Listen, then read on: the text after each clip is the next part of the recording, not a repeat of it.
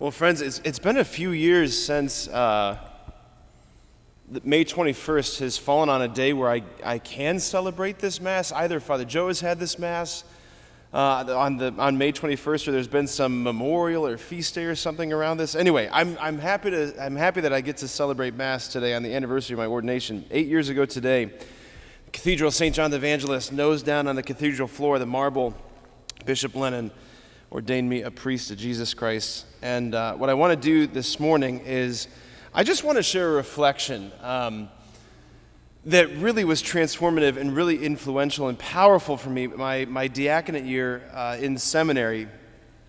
So the year was 1951. In North America, vocations were booming. The church seemed to be in really great shape.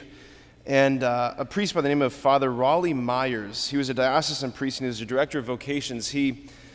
He put together a book, he edited a book called The Greatest Calling. And the subtitle was A Presentation of the Priesthood by Famous Catholics. So 183 pages long, this book, and it was just all these different essays submitted by all sorts of different people. You had teachers and a football coach and moms and dads. You had famous people. You had Bishop Sheen submitting things, Father Patrick Peyton. All of them were submitting little anecdotes on answering the question, what is a priest? Well, on page 103 began a 5-page meditation written by this woman named Catherine Doherty, a really obscure laywoman who is the foundress of the Madonna House. It's a retreat center, essentially, that she brought the idea of the Postinia retreat to North America, 24 hours in silence in a room by yourself with the Lord. Her response is in the form of a letter, and that's what I want to read this morning. So if you'll indulge me on my anniversary, let me read her response. Dear friend, you have asked me to tell you something about the great vocation of the priesthood because you think you have a call to it, but you are not quite sure, and so you want some light on the matter from me. To be a priest is to indeed be called by God. For he says clearly, I have chosen you, you have not chosen me. It is also to be the Son of God, for he said, Thou art my son, and thou art a priest forever in the line of Melchizedek.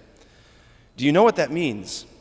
It means that you will be all his, but that your life will be the loneliest lived on the earth, naturally speaking, that you will walk shrouded in loneliness amidst multitudes.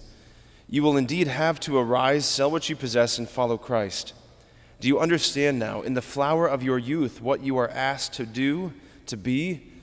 Slowly your life will pattern itself on his. You will walk wearily amidst people night and day, bringing them the glad tidings of love. Yet they will laugh in your face and go their way. Your garments will be dusty from days spent in the search for souls. Eventide will come and your hands will be empty of them, and your face covered with the spittle of their derision and refusals. You will deal in sin all your life. You will know and comprehend better than others the enormity of just one mortal sin.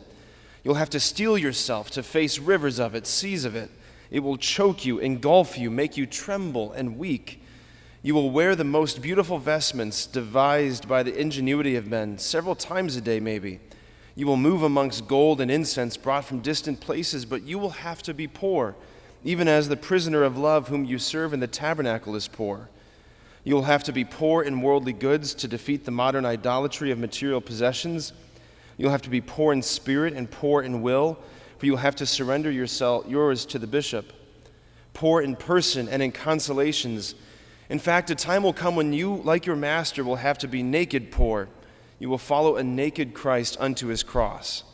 And you will be crucified too by the flesh that will still be with you, by the devil who will not let you be, by the lukewarm and indifferent amongst your flock, by the rich and greedy in your front pews, by the unbelievers and the scoffers outside, and by your own weakness and fears. Then you will be one as dead, a piece of clay for the master sculptor to work his masterpiece in you. You will feel the touch of his divine fingers pounding, molding, hurting the clay that is you. It will be God the Father making you into and unto the likeness of his Son, the man of sorrows. You will know darkness as few people know it. It will be a palpable, touchable, heavy darkness that will encompass you on all sides. There will be nary a pinpoint of light in it, and at times it may almost suffocate you. You will have to keep on walking, living, having your being in that darkness, perhaps for the span of your whole natural life. You will have to walk in it, by the light of your faith only. And what is more, while your soul is steeped in this utter darkness, you yourself will have to be a light to 1,000 souls. Doubts and fears, temptations, and even sin will try to walk with you. Often you will be misunderstood by those above you and those below. There will be some who will want to use you as a tool of their own design. Others will stone you with ridicule. And through all this, you seemingly will be alone. But that is not all. In our day and time, you will have to be ready at a moment's notice, and maybe without any, to lay down your life for your God and your flock. And what is perhaps more terrible, you may be deprived of this flock and of your church, and may not even be allowed to die like a man, but perhaps be made to live in the dungeon of a prison or in a forced labor concentration camp. Are you ready? If you are, then yours will be the most glorious life ever lived. You will be Christ's envoy. For it is said, "Behold, I establish thee a minister and a witness." You will become a living symbol of God, not merely by your words, but by your entire life. And in your flesh, the infinite and joyous folly of the cross will be realized. At your word, sinners will rise from the death of sin and shed their ghostly wrappings, and who knows, become great saints of God in his love. In truth, you will bring not peace, but a sword. You will be a sign of contradiction that will make men think and live. You will be a minister of fire, ordained to spread that fire on the earth. You will also be a minister of restlessness, the dispenser of a new hunger and thirst. You will be poor, and your poverty will enrich millions. You will be chaste with the chastity of an immense and burning love for a God who has reserved it for himself. From a few specially consecrated sons, your chastity will heal lust in many hearts and will give you the power to command its demons out of many parts of the world. For you will make your own the words, Deus meus et omnia mea, my God and my all. True, you will walk in darkness, perhaps for your entire life, perhaps for a few years of it or days. But at the same time, you will be a light that will kill the tragic evil darkness men face in our dark days of atheism and secularism. Loneliness will be your constant companion, yet your presence will be a blessing to all and will disperse loneliness in others. You will deal in sin all your life, but it will not touch you, for you will walk in the glory of the Lord, whom your hands touch daily, whom your words bring down to us. You will be hungry with many hungers, but you will fill souls and hearts with the bread of life. You will slaken the infinite thirst of men for God with the living waters of truth. You will pray, and heaven will listen, hell will tremble, and death will hear. At your word, a child of sin will become a child of God, a youth become a soldier of Christ, a sinner a saint. Hungry men will be filled, dying ones sped homeward in peace. You will open your mouth and teach, and the fullness of truth will come out of it. The word will take flesh again and walk amongst men, and many shall arise and follow him. Your hands will heal and bless and help. Your presence will bring joy and peace. You yourself will walk in peace and be an artisan of its lasting city. You will know much and be humble. You will pray much and then pray again.